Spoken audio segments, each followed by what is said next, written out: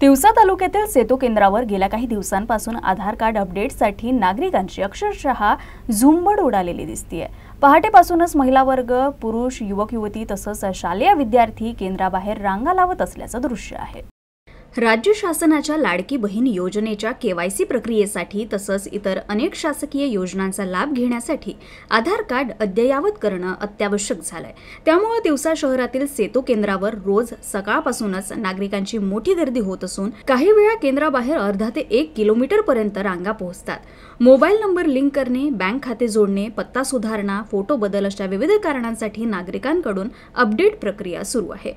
सेतू केंद्रावरील अधिकाऱ्यांच्या माहितीनुसार ऑनलाईन प्रक्रिया सकाळी 10:30 वाजता सुरू होते आणि प्रत्येक आधार अपडेटसाठी सुमारे 15 ते 20 मिनिटांचा वेळ लागतो। ही प्रक्रिया सायंकाळी 5:30 वाजेपर्यंत सुरू राहते। त्यामुळे रांगेतील नागरिकांना क्रमांक लागेपर्यंत दीर्घ प्रतीक्षा करावी लागत आहे। दरम्यान वारंवार जाणारा वीज पुरवठा आणि सर्व्हर डाऊनचा त्रास ही नागरिकांसाठी मोठी डोकेदुखी ठरते। काही वेळा 1 ते 2 तासांपर्यंत सर्व्हर बंद राहतो, त्यामुळे प्रक्रिया ठप्प होते आणि प्रतीक्षा अधिक वाढते। शासनानं संजय गांधी निराधार योजना, श्रावण बाळ योजना, विद्यार्थ्यांच्या शिष्यवृत्ती योजना अशा विविध लाभ योजनांसाठी आधार लिंक करणं बंधनकारक केलंय। त्यामुळे ग्रामीण व शहरी भागातील नागरिकांची या केंद्रावर अक्षरशः झुंबड उडाल्याचं चित्र तिवसा तालुक्यात दिसून येत आहे।